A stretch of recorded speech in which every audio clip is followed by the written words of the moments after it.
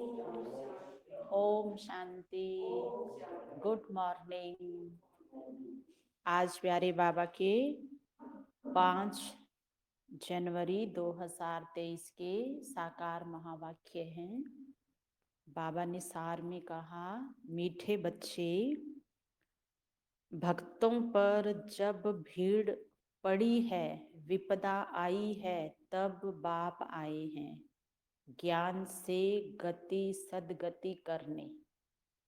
प्रश्न है पहला, विकर्माजीत कौन बनते हैं? विकर्माजीत बनने वालों की निशानी क्या होगी? उत्तर, विकर्माजीत वही बनते जो कर्म, अकर्म और विकर्म की गति को जान श्रेष्ठ कर्म करते हैं। विकर्माजीत बनने वाले कभी भी कर्म कूटते नहीं, उनके कर्म विकर्म नहीं बनते। दूसरा प्रश्न, इस समय बाप डबल सर्विस कौन सी करते हैं? उत्तर है, आत्मा और शरीर दोनों को पावन भी बनाते और फिर अपने साथ वापिस घर भी ले जाते हैं। चरित्र एक बाप के है, मनुष्य के ऐसे चरित्र हो नहीं सकते। गीत है ओम नमो शिवाय। ओम शांति। यह गीत बच्चों ने सुना। जो भी भक्ति मार्ग वाले हैं वह ऐसे गीत गाते हैं। घोर अंधियारे से उजियारा चाहते हैं और दुख से छूटने की पुकार करते रहते हैं। तुम तो हो शिव वंशी ब्रह्मा कुमार ब्रह्मा कुमारियां। यह तो समझने की बात है। इतने बच्चे कुख वंशावली तो हो ही नहीं सकते, जरूर मुख वंशावली होंगे। श्री कृष्ण को इतनी रानियां अथवा बच्चे नहीं थे। गीता का भगवान तो राजयोग सिखलाते हैं, तो जरूर मुख वंशावली होंगे। प्रजापिता अक्षर तो नामी ग्रामी हैं। इनके मुख से बाप आकर ब्राह्मण धर्म रचते हैं। प्रजापिता नाम बाप का शोभता है। अब तुम प्रैक्टिकल में उस बाप के बने हो। वह तो कह देते हैं कि श्री कृष्ण भी भगवान था, शिव भी भगवान था। रुद्र भगवान के बदले श्री कृष्ण का नाम डाल दिया है।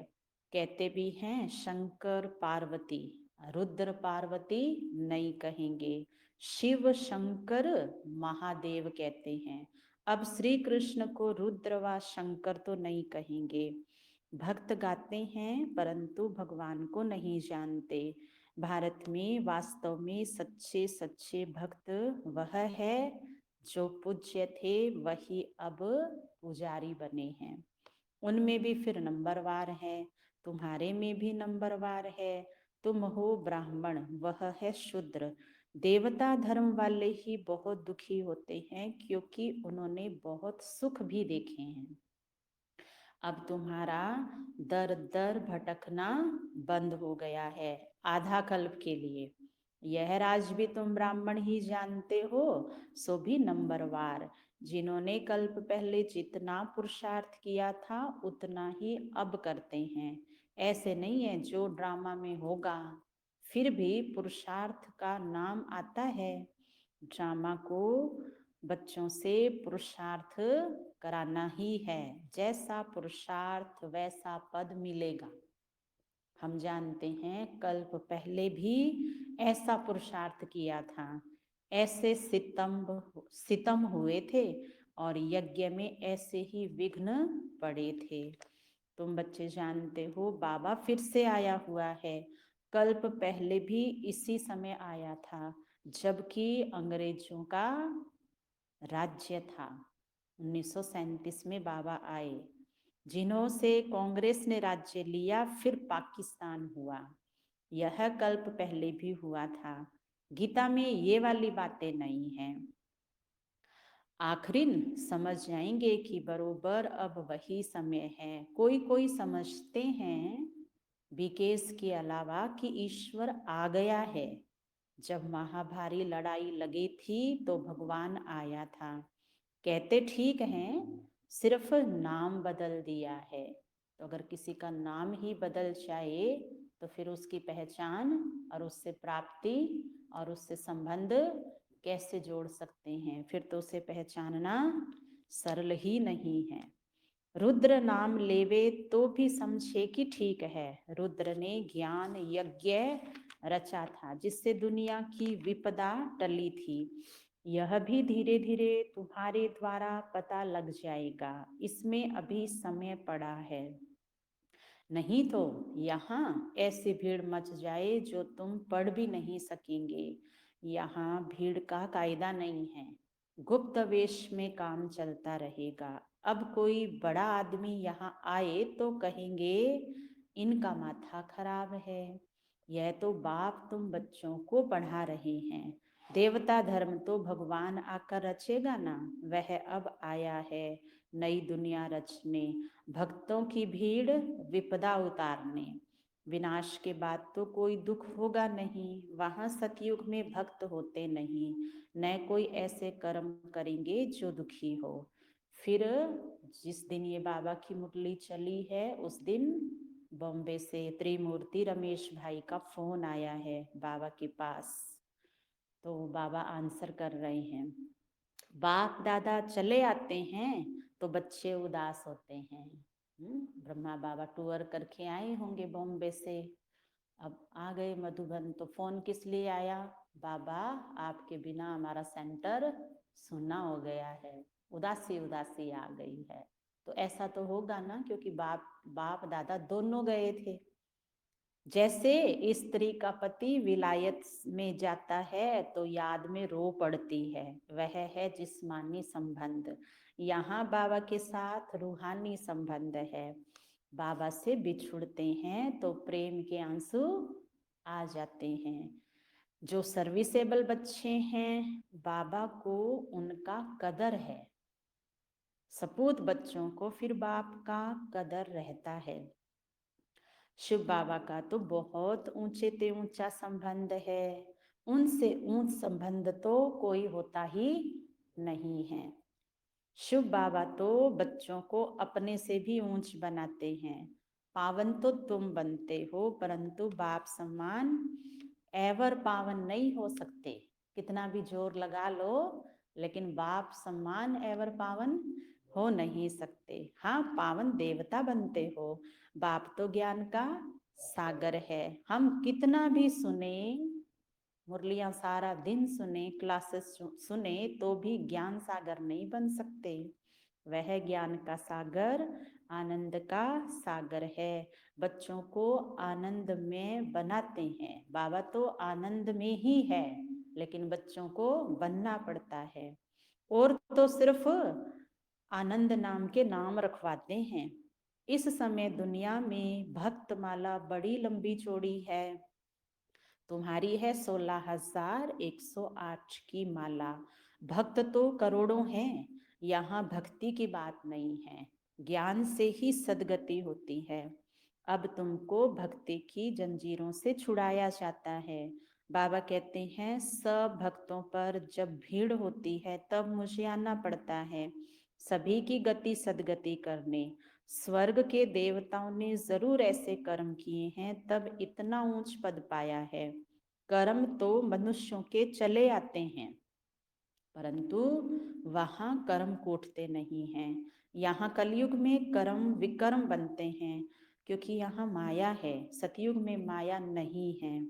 तुम वहां विकर्मा जीत हो। जिन बच्चों को अभी कर्म अकर्म और विकर्म की गति समझाता हूँ वही विकर्माजीत बनेंगे। कल्प पहले भी तुम बच्चों को राजयोग सिखाया था, वही अब भी सिखला रहा हूँ। अच्छा, कांग्रेसियों ने फिरंगियों को निकाल राजाओं से राजाई छीन ली और राजा नाम ही गुम कर दिया। जैसे देखा कि समस्याओं की जड़ क्या है, ये राजाई है, इसको खत्म करो और प्रजा का प्रजा पर राज्य शुरू करो। तो 5,000 वर्ष पहले भारत राजस्थान था, लक्ष्मी नारायण का यहाँ राज्य था, देवताओं का राज्य था, तो परिस्थान था। जरूर उन्हों को भगवान ने राजयोग सिखाया होगा, तब उन्हों का नाम भगवान और भगवती पड़ा है। परंतु अभी अपने में ज्ञान है, तब तो हम भगवान भगवती नहीं कह सकते लक्ष्मी नारायण को। नहीं तो यथा राजा रानी तथा प्रजा भी भगवती भगवान होने चाहिए, परंतु ऐसे हो नहीं सकता। लक्ष्मी नारायण का नाम भी प्रजा में कोई अपने ऊपर रख ना सके, ला नहीं है। विलायत में भी राजा का नाम कोई अपने ऊपर नहीं रखेंगे, उनकी बहुत इज्जत करते हैं। तो बच्चे समझते हैं 5000 वर्ष पहले बाप आया था, अब भी बाप आया है दैवी राजस्थान स्थापन करने। शिव बाबा का आना भी अब हुआ है। वह है पांडवों का पति, न कि कृष्ण है। बाप पंडा बनकर आया है वापिस ले जाने के लिए और नई सतयुगी दुनिया रचने के लिए। तो तैयार हैं चलने के लिए? तैयार नहीं, तैयारी है। हाँ, जाने की तैयारी पूरी है, वो आज चेक कर लेना। तो जरूर ब्रह्मा द्वारा ही सतयुगी रचना रचेंगे, ब्राह्मण बनाएंगे। मुख्य गीता को ही खंडन कर दिया है। अब आप समझाते हैं मैं श्री कृष्ण नहीं हूँ, मुझे रुद्रवास सोमनाथ कहते हैं। और मेरा सबसे प्यारा नाम, आप सबके पसंद का नाम, सबके मुख पर आने वाला बार बार एक ही नाम, वो है शिव बाबा, भोलानाथ शिव बाबा। तुमको ज्ञान सोम रस पिला रहा हूँ, बाकी लड़ाई आदि की तो कोई बात नहीं है। तुमको योग बल से राजाई का माखन मिल जाता है। श्री कृष्ण को माखन जरूर मिलता है। यह है श्री कृष्ण के अंतिम जन्म की आत्मा, जिनका नाम रखा है शिव बाबा ने संगम युग पर ब्रह्मा। इनको अर्थात ब्रह्मा सरस्वती को भी बाप ऐसे कर्म सिखला रहे हैं जो भविष्य में लक्ष्मी नारायण बन जाते हैं। यह लक्ष्मी नारायण ही छोटेपन में राधे कृष्ण है, इसलिए लक्ष्मी नारायण के साथ राधे कृष्ण का भी चित्र दिखाया है। बाकी इनकी कोई बड़ाई नहीं है। चरित्र है एक गीता के भगवान का। वह शिव बाबा बच्चों को भिन्न भिन्न साक्षात्कार कराते हैं। बाकी मनुष्य के कोई चरित्र नहीं है। क्राइस्ट आदि ने भी आकर धर्म स्थापन किया, सो तो सभी को अपना पार्ट बजाना ही है। इसमें चरित्र की तो कोई बात ही नहीं, वह कोई को गति दे ना सके। तो बाबा अन्य आत्माओं का एग्जाम्पल देख करके हमें निरंकारी बना रहे हैं कि कोई किसी की बड़ाई नहीं है, बड़ाई और महिमा एक है प्यारे बाबा की। अब बेहद का बाप कहते हैं कि मैं तुम बच्चों की डबल सर्विस करने आया हूँ, जिससे तुम्हारी आत्मा और शरीर दोनों पवित्र हो जाएंगे। सभी को वापिस घर मुक्ति धाम में ले जाता हूँ, फिर वहां से अपना अपना पार्ट बचाने आएंगे। कितना अच्छी रीति बच्चों को समझाते हैं। इन लक्ष्मी नारायण के चित्र पर समझाना बड़ा सहज है। त्रिमूर्ति और शिव बाबा का चित्र भी है। कोई कहते हैं त्रिमूर्ति ना हो, जैसे कोई कहते हैं श्री कृष्ण के चित्र में 84 जन्मों की कहानी ना हो। तो बाबा को किसी ने राय दी होगी ना, तो बाबा ने उस राय देने वाले को उत्तर दिया है कि तुम तो बात ऐसे कर रहे हो जैसे अगर त्रिमूर्ति नहीं लिखेंगे तो श्री कृष्ण के 84 जन्म ही नहीं होंगे फिर तो। लेकिन हम तो सिद्ध करके बतलाते हैं, जरूर पहले नंबर वाले श्री कृष्ण को सबसे जास्ती जन्म लेने पड़ेंगे। नई नई पॉइंट्स तो रोज मुरली में आती है, परंतु धारणा भी होनी चाहिए। और धारणा का आधार है विचार सागर मंथन। सबसे सहज है लक्ष्मी नारायण के चित्र पर समझाना। मनुष्य थोड़ी कोई भी चित्र का अर्थ समझते हैं, उल्टा सुल्टा चित्र बना देते हैं। नारायण को 2 भुजाएं तो लक्ष्मी को 4 भुजाएं दे देते हैं। सतयुग में इतनी भुजाएं होती नहीं हैं। सूक्ष्म वतन में तो है ही ब्रह्मा विष्णु शंकर, उन्हों को भी इतनी भुजाएं हो नहीं सकती। मूल वतन में है ही निराकारी आत्माएं। फिर ये 8-10 भुजा वाले कहाँ के रहने वाले हैं, पूछ रहे हैं बाबा कि 2-2-2 वाले तो मैंने बता दिए, 8-10 वाले कहाँ रहते हैं? इनका कोई है गांव देश वतन? मनुष्य सृष्टि में रहने वाले पहले पहले है लक्ष्मी नारायण 2 भुजा वाले, परंतु उनको 4 भुजाएं दे दी है। नारायण को सांवरा तो लक्ष्मी को गोरा दिखाते हैं, तो उनके जो बच्चे होंगे वह कैसे और कितनी भुजाओं वाले होंगे? बाबा कहते विचार करो, क्या बच्चों को 4 भुजा और बच्ची को 2 भुजा होगी क्या? ऐसे ऐसे प्रश्न पूछ सकते हो। बच्चों को समझाया है हमेशा ऐसे समझो कि हमको मुरली शिव बाबा सुनाते हैं, मुरलीधर का नाम है शिव बाबा, वो सुनाते हैं और परिवार को सुनाते हैं, परिवार में सुनाते हैं, ईश्वरीय परिवार में। तो ये परिवार की बात है।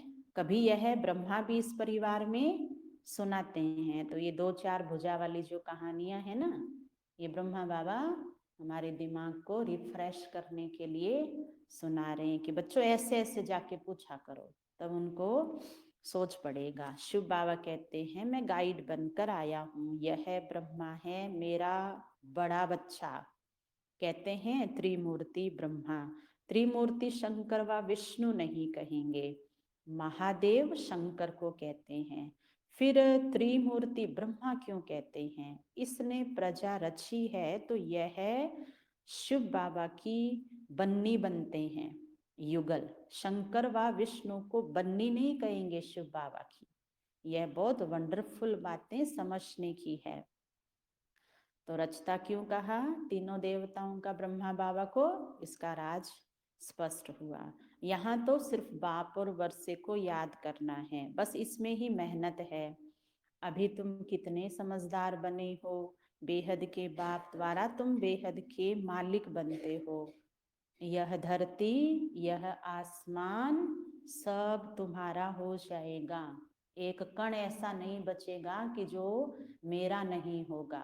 और अब एक कण ऐसा नहीं है जिसको मेरा कहना है, नहीं तो दुख की झड़ी, दुख का सागर वहीं से चालू हो गया। मेरी चीज, मेरी जमीन, मेरी दुकान, मेरा मकान, हमारा आसमान। बाबा कहते यहाँ कण ही दुख देगा और वहां कण जितनी अप्राप्ति भी नहीं रहेगी।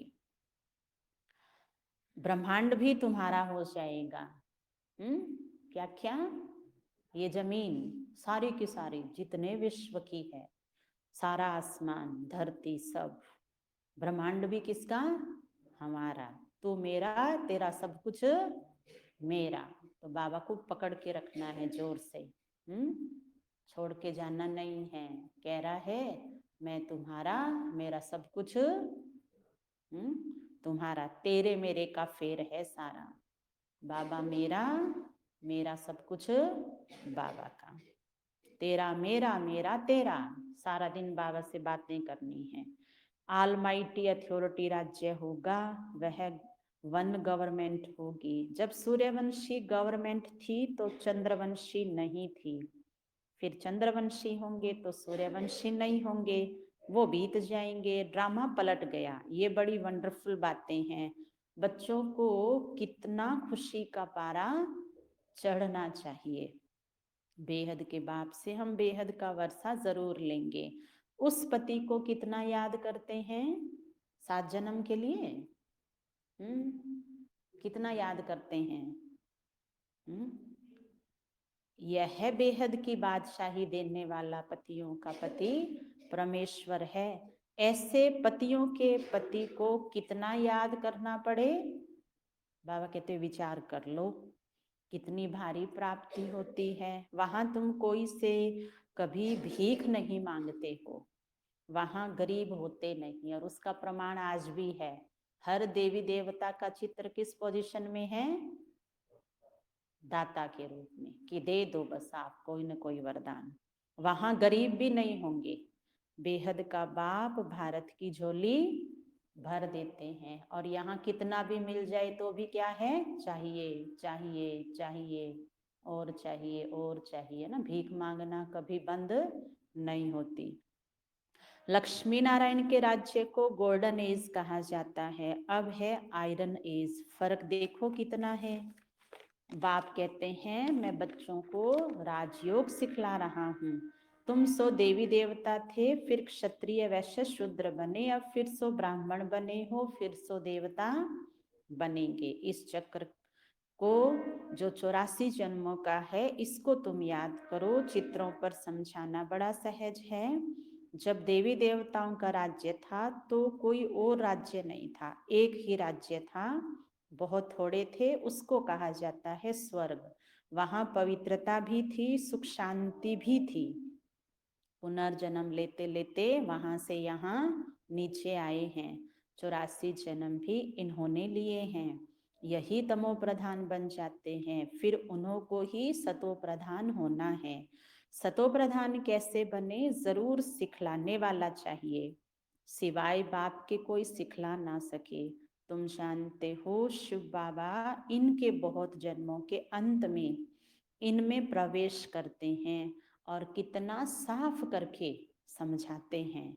अच्छा, मीठे मीठे सिखिलदे बच्चों प्रति माता पिता बाप दादा का याद प्यार और गुड मॉर्निंग। रूहानी बाप की रूहानी बच्चों को नमस्ते। हम रूहानी बच्चों की रूहानी बाप दादा को याद प्यार गुड मॉर्निंग नमस्ते नमस्ते। मेरे बाबा मीठे बाबा प्यारे बाबा, आपका शुक्रिया, बहुत बहुत शुक्रिया। धारणा के लिए सार। एक बाप से ही सर्व रूहानी संबंध रखने हैं। सर्विसेबल बच्चों का कदर रखना है। आप सम्मान बनाने की सेवा करनी है। बेहद बाप द्वारा हमें बेहद विश्व का राज्य भाग्य मिल रहा है। धरती आसमान सब पर हमारा अधिकार होगा। इस नशे और खुशी में रहना है। बाप और वर्षे को याद करना है। वरदान। बालक और मालिकपन के बैलेंस से पुरुषार्थ और सेवा में सदा सफलता मूर्त भव। विस्तार। सदा ये नशा रखो कि बेहद बाप और बेहद वर्षे का बालक सो मालिक हूँ, लेकिन जब कोई राय देनी है, प्लान सोचना है, कार्य करना है तो मालिक होकर करो। और जब मेजोरिटी द्वारा या निमित्त बनी हुई आत्माओं द्वारा कोई भी बात फाइनल हो जाती है तो उस समय बालक बन जाओ। किस समय राय बहादुर बनना है, किस समय राय मानने वाला, ये तरीका सीख लो तो पुरुषार्थ और सेवा दोनों में सफल रहेंगे। स्लोगन। निमित्त और निर्माणचित बनने के लिए मन और बुद्धि को प्रभु अर्पण कर दो। अच्छा, ओम शांति।